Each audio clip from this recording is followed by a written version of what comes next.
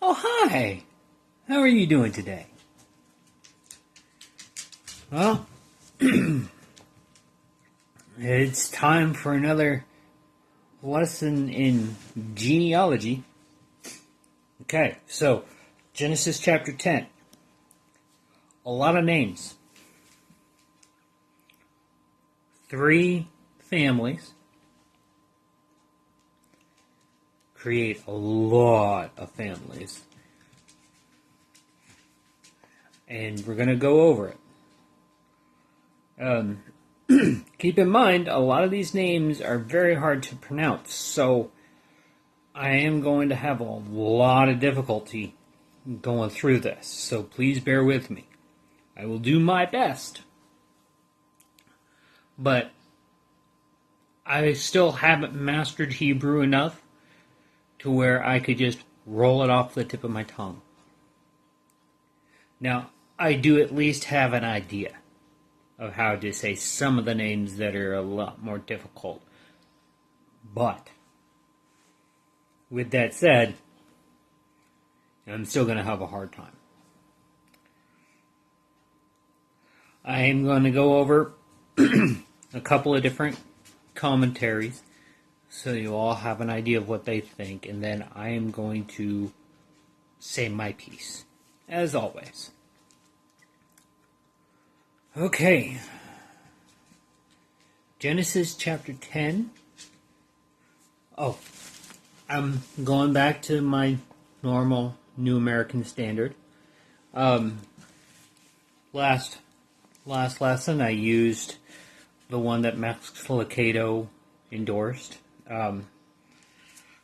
And while it was nice, I still prefer my New American Standard over that other particular book.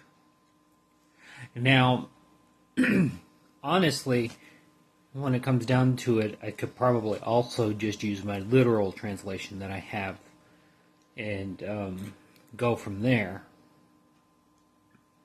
But this one's a little bit more easier to understand, if you get what I'm saying. Okay, so Genesis chapter 10. Now these are the records of the generations of Shem, Ham, and Japheth, the sons of Noah, and sons were born to them after the flood. The sons of Japheth were Gomer, and Magog, and Madai, and Javan, and Tubal, and Meshach, and Tyrus. The sons of Gomer were Ashkenaz,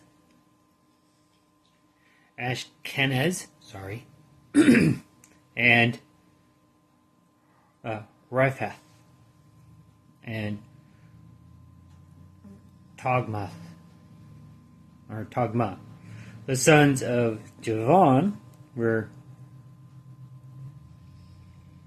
Elisha and Tarshish, Kittim, and Dod-Amim. From these, the coastlands of the nations were separated into their lands, everyone according to his language, according to their families in their nations. The sons of Ham were Cush, and Mizraim, and Put, and Canaan. The sons of Cush were Seba, and Havilah,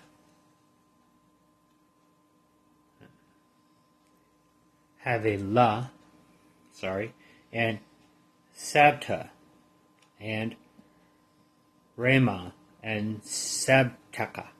And the sons of Ramah were Sheba and Dedam. Now Cush became the father of Nimrod. He became a mighty one on the earth. He was a mighty hunter before the Lord. Therefore, it is said, like Nimrod, a mighty hunter before the Lord. The beginning of his kingdom was Babel and Erech and Akkad and Calneh in the land of Shinar. From that land he went forth into Assyria and built Nineveh and Rehoboth and Calah, and Rezin between Nineveh and Calah, that is the great city. Mizraim became the father of Ludim and Anamim and Lehabim and Nephtuhim and Pathruzim and Casluhim, from which came the Philistines and Caphtorim. Canaan became the father of Sidon, his firstborn, and Heth, and the Jebusite, and the Amorite, and the Gershomite,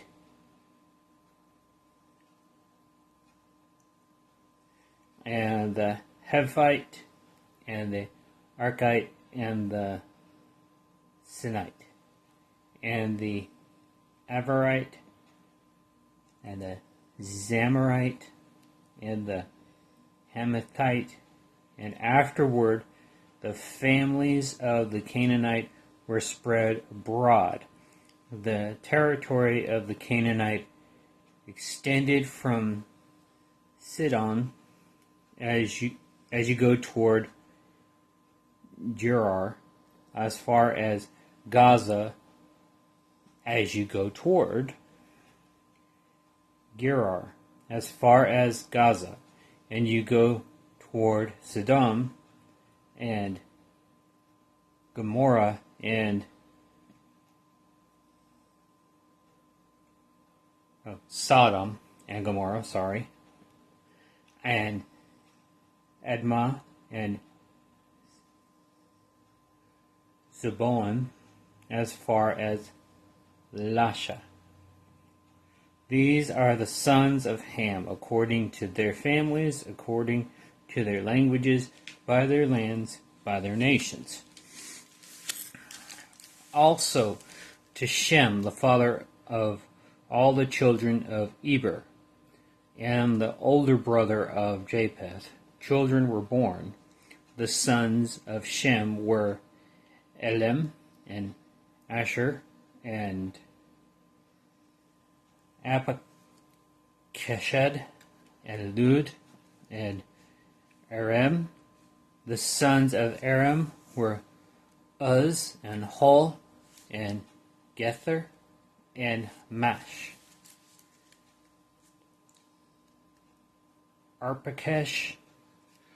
Arpachshad became the father of Shelah, and Shelah became the father of Eber. I know I butchered that, but we're going to move on. 2 sons were born to Eber. The name of the one was Peleg, for in his days the earth was divided. And his brother's name was Joktan.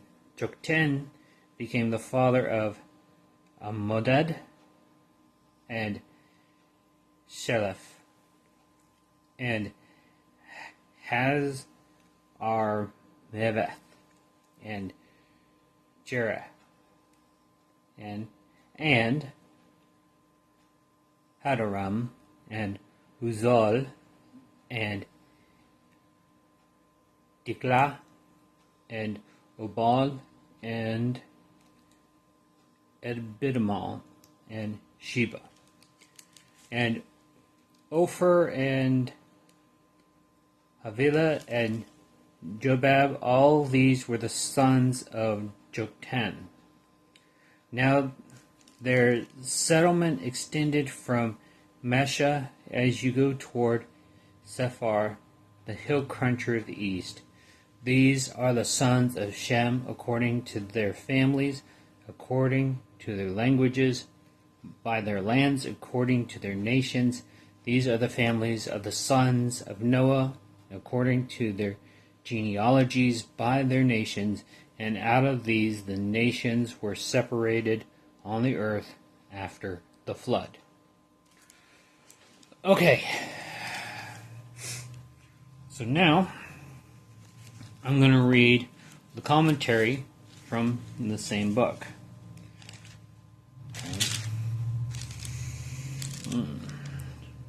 10:1 through 11:9, the genealogy of Shem, Ham, and Japheth, verse 1.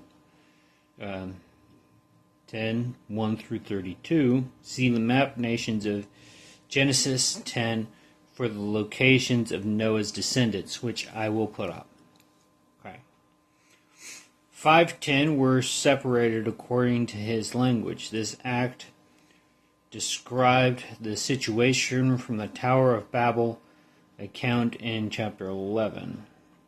10:6 through 20, the sons of Ham, many of whom were Israel's enemies. 10:8 through 10, Nimrod. This powerful leader was eventually the force behind the building of Babel. Chapter 10, verse 10, Babel. The beginning of what later would prove to be Babylon, the destroyer of God's people and his city, Jerusalem. Okay.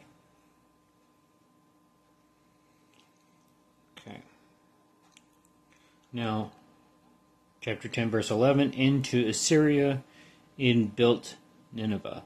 This was Israel's primary enemy from the east. Nimrod was Israel's prototypical ancient enemy warrior, whose name in Hebrew means rebel. Okay. Chapter 10, 15 through 19, Canaan. A notable shift occurs in this section away from place names to the inhabitants themselves. Note the ITE ending. These are not only the cursed people of Canaan's curse for the scene as Noah's drunkenness, but also they are those who possess the promised land, which Israel as a nation needed to conquer. But the Noahic curse alone did not determine their guilt, for God said to Abram that the iniquity of the Amorites must first be complete before his descendants could occupy the promised land. Chapter 10, 21 through 31, the sons of Shem, Semitic people. Verse 21, older brother of Japheth. Shem was the oldest of Noah's 3 sons. 10:25, the earth was divided. This looks ahead to the desperation of nations of Babel. Okay, and that's where it pretty much stops. And as you can see, the map. Okay. All right, I'm going to go on to another book. I'm going to get into this one. Okay. Genesis 10 is often referred to as the Table of Nations. It lists a total of 70 descendants in the family trees of Shem, Ham, and Japheth, Noah's sons. Glancing at chapter 10 may give one the impression that it contains very little that is really profitable for believers today. But as we consider what the chapter reveals about God and what was happening in that time, this survey of the most significant descendants of Noah provides us with important information. Genesis 10 must be read in its literary context. The language of blessing and cursing in Genesis 9 reveals why it is important to know that there were distinct and separate nations scattered about. It indicates that these people were divided and spread abroad. Chapters 10, verse 5, 18, and 32. That the earth was divided, verse 25, and that they each spoke according to their own languages, verse 5, 20, and 31. But it does not explain how these things came about. Therefore, the Tower of Babel account in chapter 11, verse 1 through 9, is important because it reveals how God intervened and caused these nations to be divided and dispersed to these other places, and how it is they began speaking different languages. So the events in chapter 11, 1 through 9, chronologically precede the description of the nations in chapter 10. Concerning God, chapter 10 demonstrates the fulfillment of his blessing on Noah and his sons to multiply and replenish the earth. Chapter 9, verse 1. It shows that God's blessing was on all the nations through Noah. This foreshadows God's blessing on Abraham.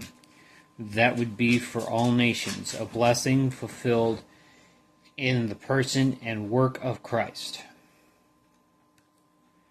Chapter 12, verses 2 through 3, and Galatians 3, 6 through 9. Concerning Noah and his sons, they obeyed God's command to bring forth abundantly in the earth and multiply therein. Genesis 9, verse 7. As evidenced in chapter 10. In contrast, chapter 11 reveals the disobedience of the people who, instead of spreading out and filling the earth, settled in the plain of Shinar and built the Tower of Babel. Okay.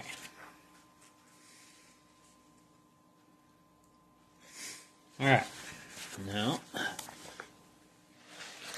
I'm going to go on to this. Okay.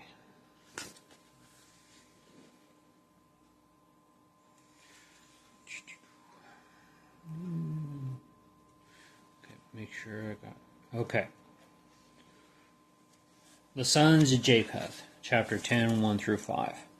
The descendants of Japheth, 14 in number, were listed first. Most of his descendants were so-called maritime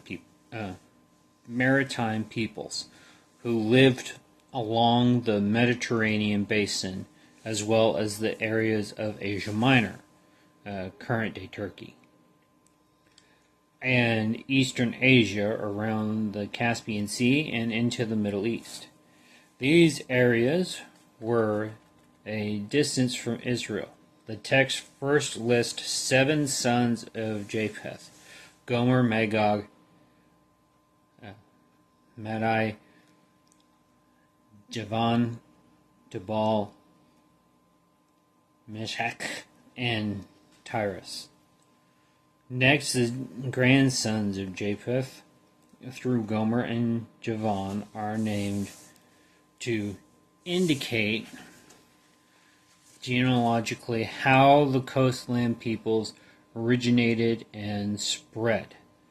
From an Israelite perspective, these Japhethites were people from across the sea.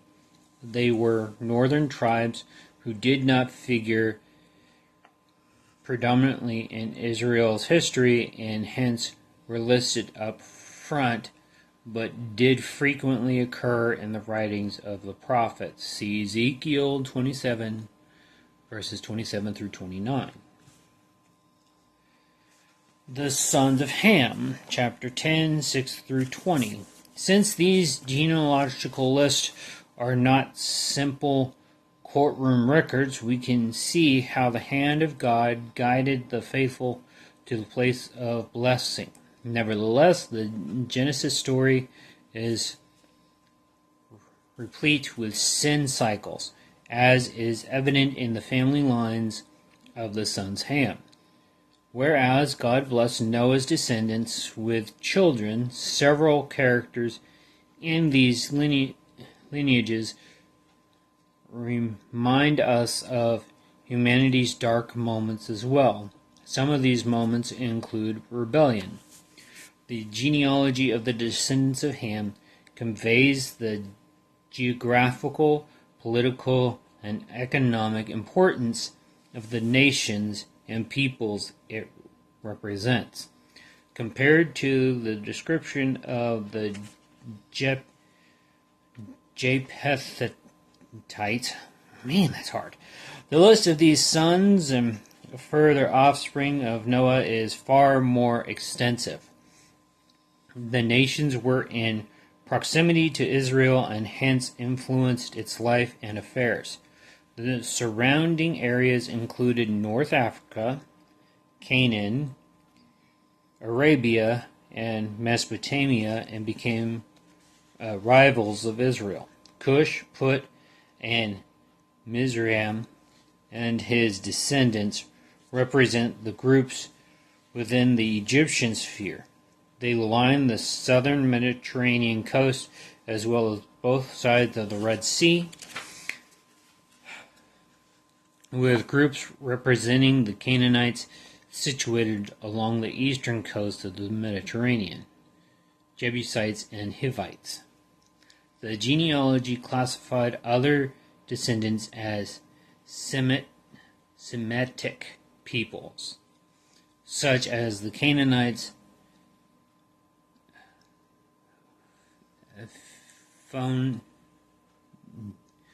Phoenicians, and Amorites. Cush, the eldest son of Ham, became the father of Nimrod.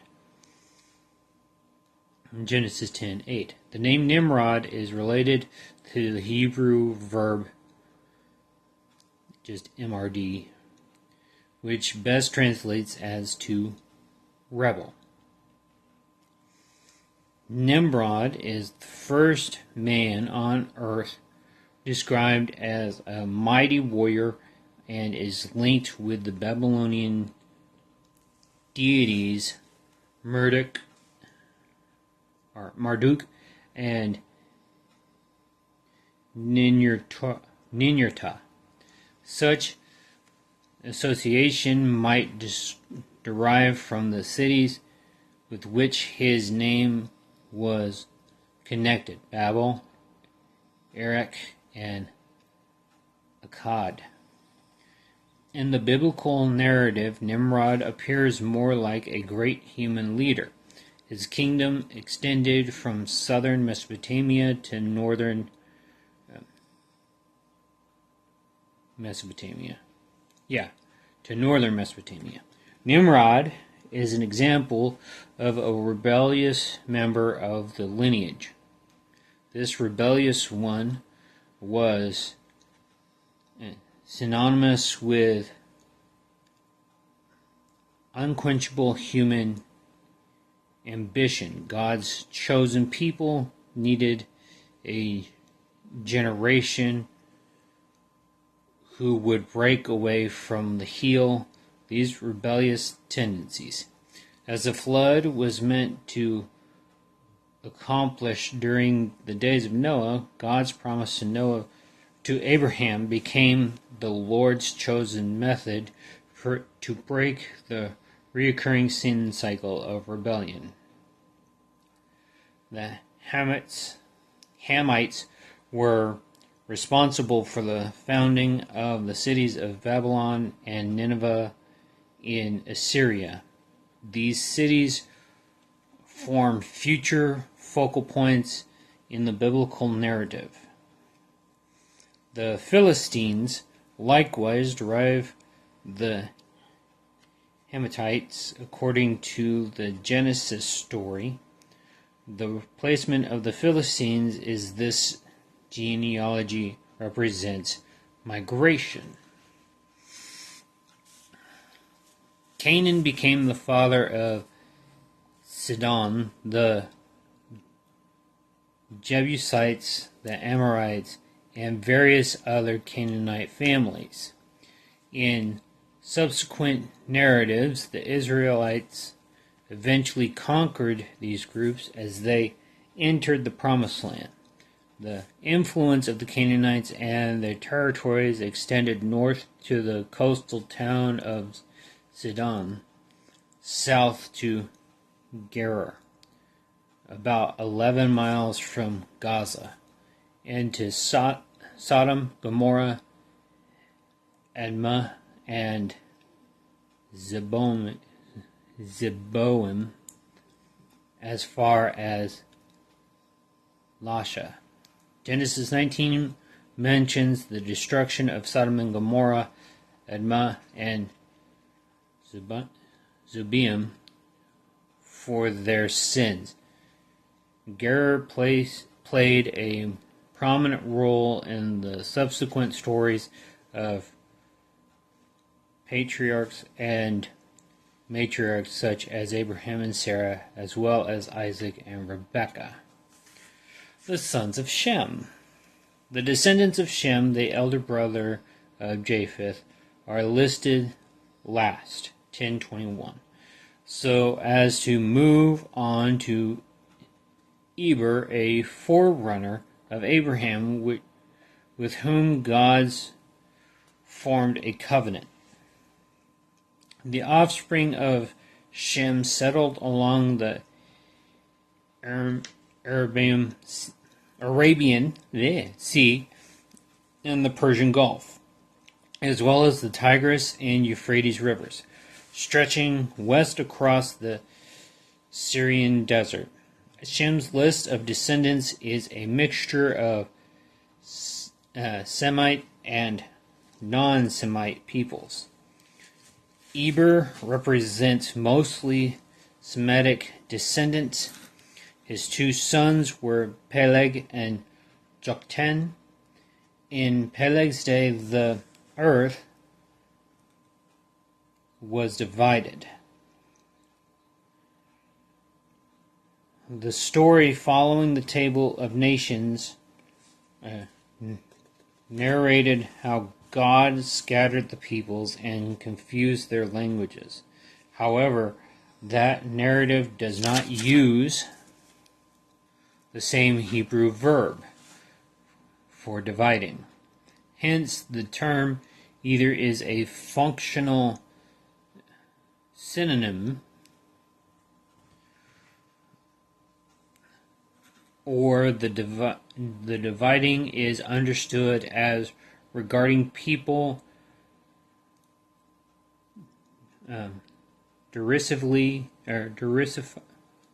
diversifying their ways of living across the land. Goodness. Okay. Alright, I'm going to stop there because I'm butchering this way too much. Okay. Alright, so that what you see is a, a good hard look at our own genealogies. Okay? As you can see through the map that I showed you, and right, you got the different locations as to where certain groups went, right? So you got Japheth's family, you got, Ham's family, and so on, right? And how they spread. Here's something that I've noticed. I'm not gonna really, talk too much about Nimrod, but I will say this: Nimrod's name, at one point, was about being a great hunter, a take charge kind of guy. But if you look at what we say now, Nimrod, to us today, is basically calling somebody an idiot. Right? Now, why would that have been? Nimrod, and we'll see this in chapter 11, decides that his power is so great, his abilities are, bar none, the greatest thing since sliced bread. So, he decides, why don't we build this tower? Which, again, chapter 11.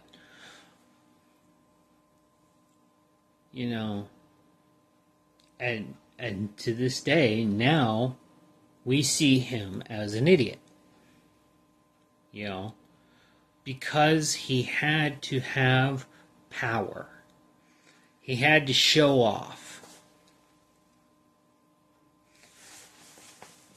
Think about other leaders who felt the same. What happened to them? Alexander the Great. He was conquering lands left and right. He thought he was the greatest thing. He did do something that was better than most, and he incorporated other countries' laws and the laws of his own land together, and people loved him. But God wasn't going to let him conquer the world. So what happens? He catches a disease and he dies.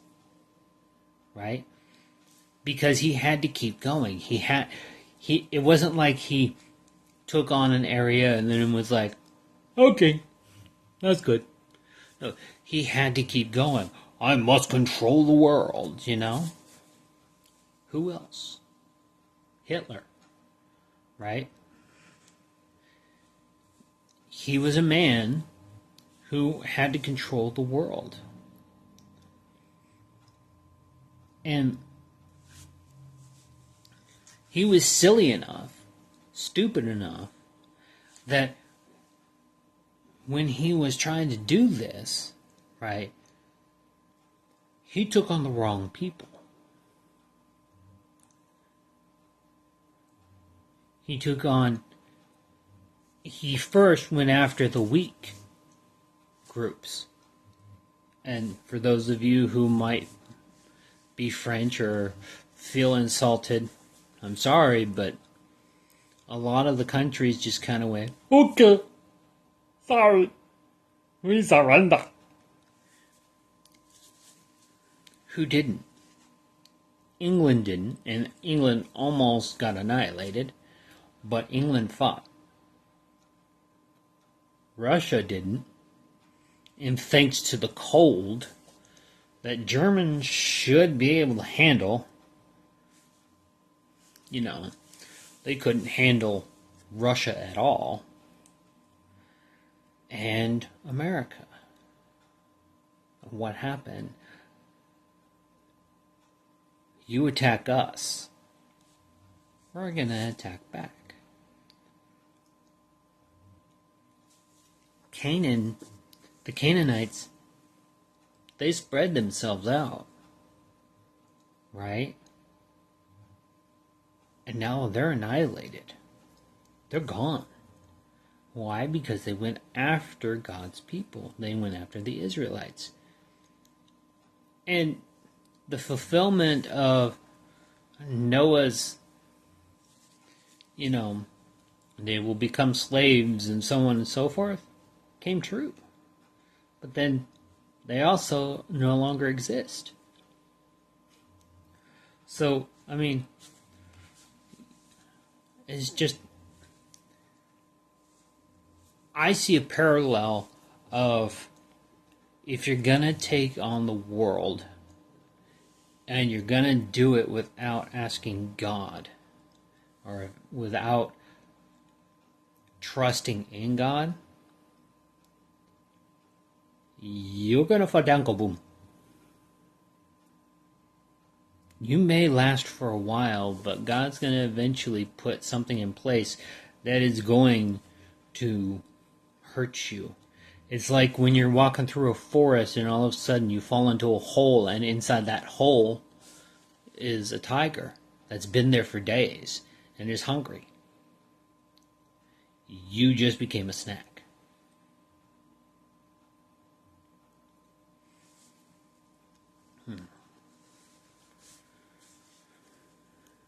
The genealogy of Noah's sons is important for a few reasons. One, we find out the history of what happened to the world. Two, we see Jesus' family line, right, from the brother that is most important, all right, the eldest.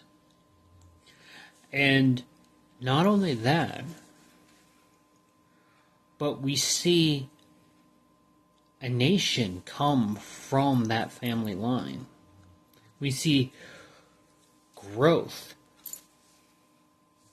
The world has been populated so much so that we've got famous people who are trying to convince us that we need to depopulate the earth.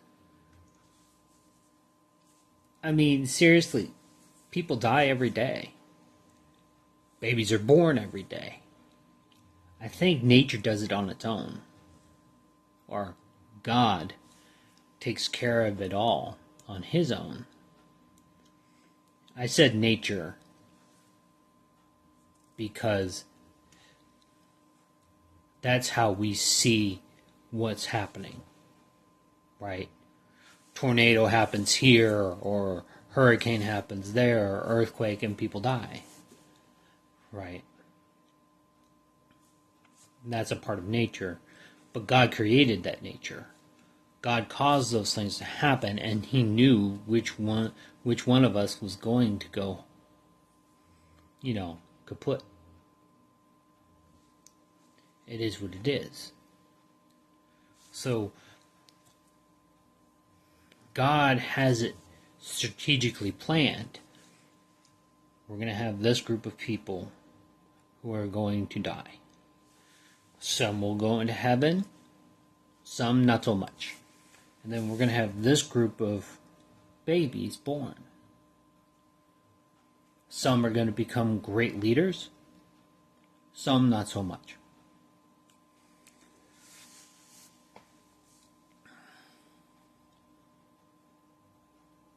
Don't take this lesson as nothing more than a verbal genealogical study. Keep in mind that the men that are discussed in this chapter had a purpose. And God was going to make sure that fulfillment happened. earth was repopulated.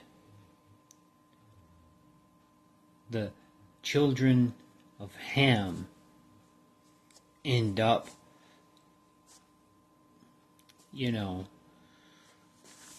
having their own issues, and languages form. Of course, that's going to be in chapter 11 more than it is chapter 10, but it's still discussed, right? So,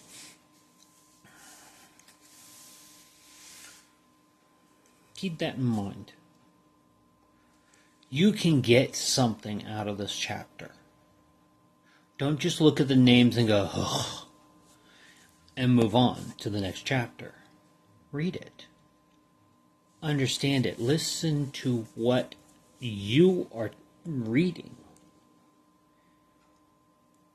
And find where God is in it. Don't just, look at it and go, great, got to read more names. Because that's not what's important.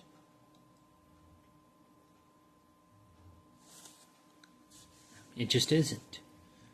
The growth of a nation is what's important. The understanding of why God did what he did is important.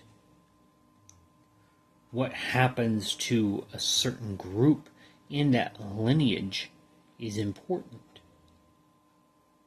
And you learn from that alone. And it can help you to understand things of the New Testament. Why Jesus says certain things. Why Paul and Peter and others who wrote in the books of the Bible, why they felt the way that they did, why they acted the way that they did. And it can all come from words of genealogy. It's just my 2 cents. I hope you all have a wonderful day. And I hope that this year will be a blessing for you all. God bless.